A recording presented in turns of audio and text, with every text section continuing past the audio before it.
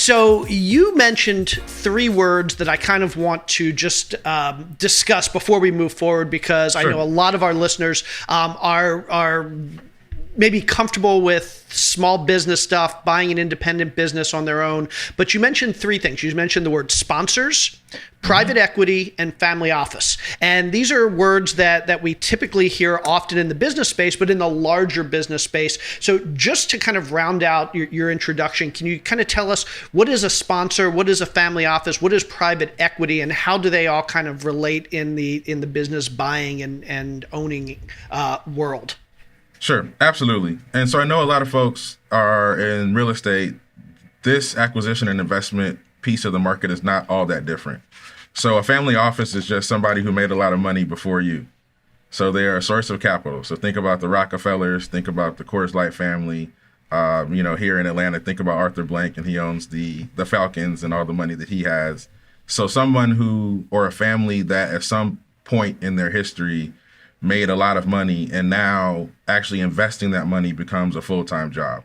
There's more complex definitions, but really it's sort of like if you made, or when you make $1 billion, Jay Scott, do your children go get a job at Coca-Cola, or is their job to invest your money? When it becomes time when there's enough money for there to be a job to invest it, that typically is sort of a family office. Got it. And I think historically a family office was kind of wealthy families getting together to pool their money with a wealth manager sort of thing. And so a family office is basically just a group with a lot of money that's looking to invest in. That's basically it. And I think it shows up in many different areas, right? So the same capital that's going to private equity deals, which I'll explain in a second, is going to real estate deals, right? Somebody has to put the equity up to get the deal done. If you're buying a commercial building, the equity cash is probably coming from a wealthy family or a wealthy fund. So on the private equity side, private equity is just acquiring a business using a lot of leverage. So it's become an asset class, just like commercial real estate has become an asset class or a thing to do. But at the bare bones, it's buying a business the same way you buy a house. You put 20% down and you finance the rest.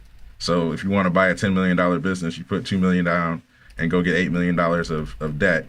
Hopefully you can sort of structure it that way, and you sort of have a similar thesis around paying off the debt to increase your return on equity, but also hopefully improving the asset and growing it over the time that you own it to increase your return. So that's private equity. And now there's private equity funds like KKR, TPG, here in Atlanta, Rourke Capital, that have raised, $500 million, $1 billion.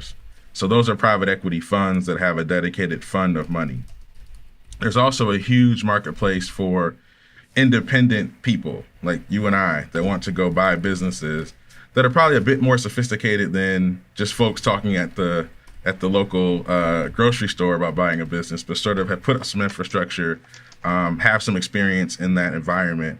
And what they're called are independent sponsors. They're called fundless sponsors as well. And they are essentially individual entities or groups of people that set out to buy companies. So it'd be similar to a real estate group that goes out to look in a particular asset class in a particular city. In the private equity world, that sort of ecosystem of people are called independent sponsors. Well, all of that sounds more complicated than it is. So as a reformed engineer, and I got into the business world, the thing that frustrated me the most is people try to make simple stuff complex. If you have the brain to go want to buy a company, you can go do it. You call yourself a sponsor and you go find a rich uncle or somebody with a lot of money. It could be a family office. It could be a private equity group. It could be somebody you know in your family. This is not something that the everyday person cannot do. It's just there's a bunch of fancy names for stuff. Anybody who embarks on the process to go buy a company, in my mind, is an independent sponsor. Excellent. So a follow-up on that, for those of us who want to be these independent sponsors, should we be thinking about buying these businesses with private equity, with family offices, or would you recommend people go the more conventional route, like borrowing from banks and the SBA? What do you think, in your experience, makes a whole lot more sense?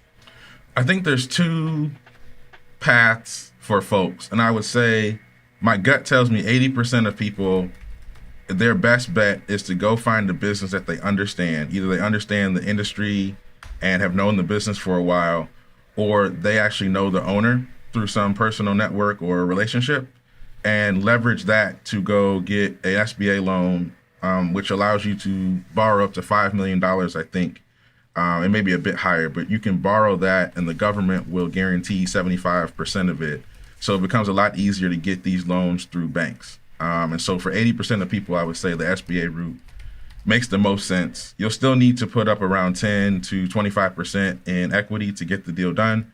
But some of that can actually be in the form of the seller financing part of the deal. Sometimes that's considered equity. And so that makes it easier for people.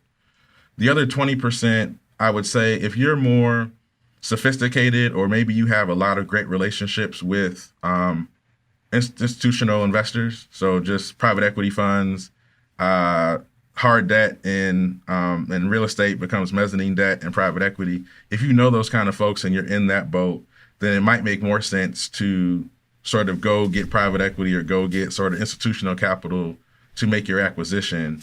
What I would say is an SBA loan will buy you a deal that's about $5 to $6 million or less. If you want to do a deal bigger than that for whatever reason, then you really have no choice except to go to institutional capital.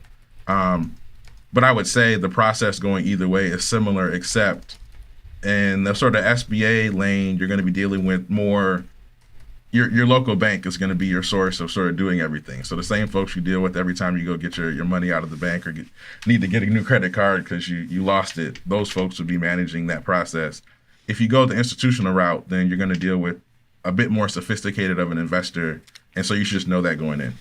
And I'll be honest, that was the most concise answer I've heard to the question of when should you be going bank and SBA versus private equity or other investors. And I think you stated that perfectly. If the deal is up to about $5 or $6 million, it's feasible to use SBA financing, bank financing, probably bank financing higher if you wanted to, but that's kind of like the upper limit. So it's kind of like if you're thinking about buying a business and it's less than 5 million, consider SBA and banks. If it's over 5 million, that's when we get into the more private equity and private investors. Would that be safe to say? That's absolutely right.